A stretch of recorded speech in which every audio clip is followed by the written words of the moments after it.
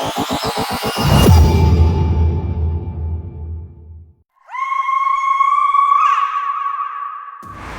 के जाने माने रईस हीराचंद और उनकी पत्नी सुजाता की चमचमाती महंगी कार बंगाल की एक पुरानी बस्ती की सुनसान गली में एक बेरौनक से पुराने मकान के बाहर आकर रुकती है। सुजाता, ये तुम मुझे किस जगह लेकर आई हो?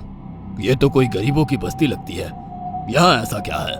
हीराचंद की कुछ भी समझ में नहीं आ रहा था कि सुजाता उसे ऐसी अजीब सी जगह क्यों लाई है, जिस मकान में दिन में भी अंधेरा दिख रहा था और धुआं उठ रहा था।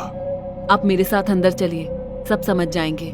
यहाँ हमारी हर समस्या का समाधान मिलेगा। सुजाता और हीराचंद आशंकित कदमों से उस मकान में दाखिल होते हैं। तभी उन्हें किसी महिला की बाहरी आवाज सुनाई पड़ती है। चले आओ, चले आओ। हीराचंद ने देखा कि उस मकान के अंदर अंधेरा था। अचानक हीराचंद की निगाह एक कमरे की ओर पड़ी, जिसके अंदर हल्की हल्की सी रोशनी आ रही थी और उस कमरे के अंदर से धुआं उठ रहा था। शायद उस कमरे के अंदर आग जल रही थी। है? ये किसकी आवाज है? यहाँ इतना अंधेरा क्यों है और ये धुआं कैसे उठ रहा है? मेरा तो यहाँ दम घुट रहा है। सुजाता और हीराचंद धीरे धीरे कदमों से उस कमरे के अंदर चले गए।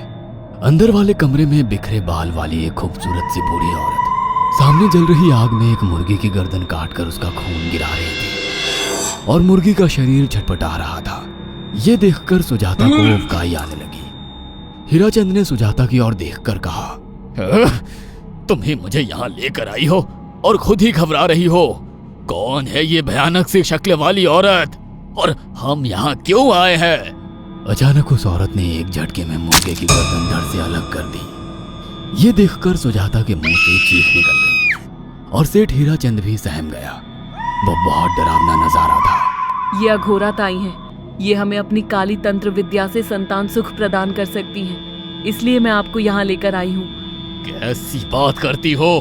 जहाँ बड़े से बड़े डॉक्टर सफल नहीं हुए, वहाँ ये मामूली औरत क्या कर लेगी?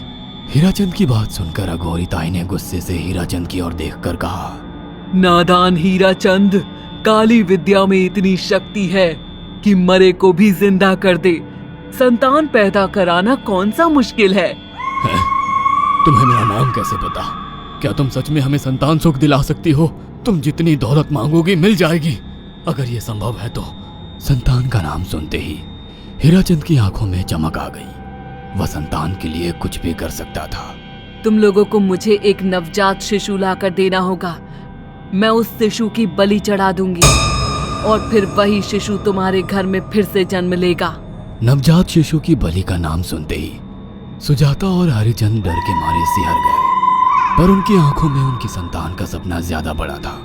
वो सब करने को तैयार थे। अघोरा ताई, आप जैसा कहेंगे हम वैसा करेंगे। बस हमें संतान सुख दिला दो। बिना वारिस के हमारी दौलत किस काम की? संतान सुख के लिए अंधे हो चुके सुजाता और हरिचंद अपनी नौकरानी शीला से एक नवजात बच्ची चोरी करवा के अघोरी ताई को दे देते हैं।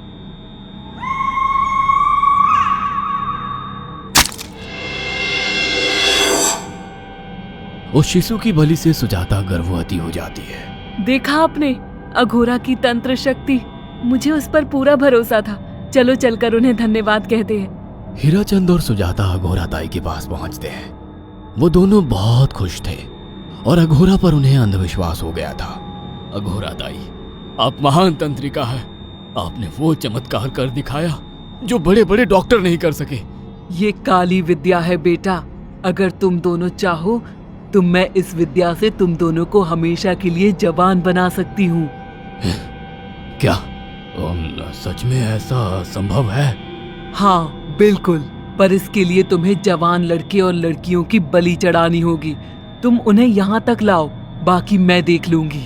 जवान रहने की लालच में अंधे सुजाता और हरिचंद एक अनाथ आश्रमों से हर रोज एक लड़की या लड़के को गोद लेने के बहाने अघोरी के पास बलि चढ़ाने ले जाने लगे।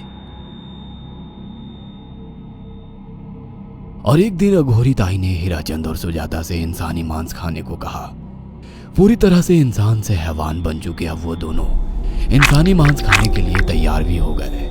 ये गर्म खून और मांस खाकर तुम लोगों की उम्र भी बढ़ जाएगी। खाओ इसे।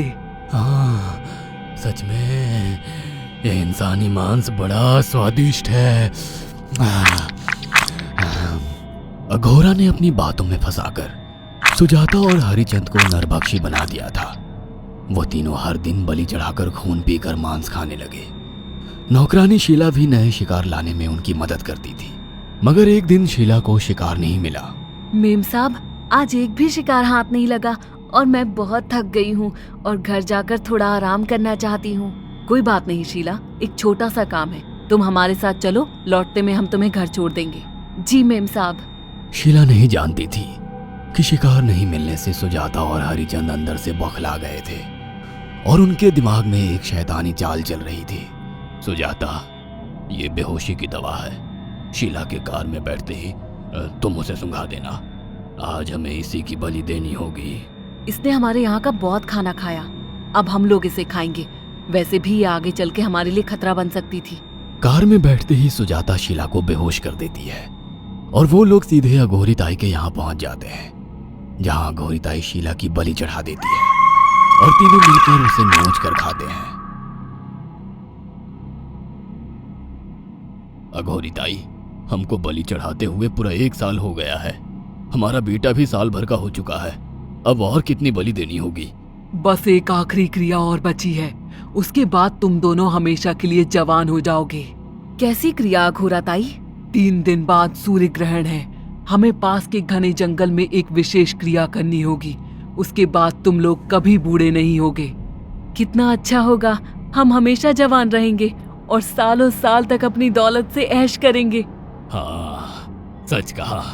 अघोरा ताई ने हमारे हर सपने पूरे कर दिए।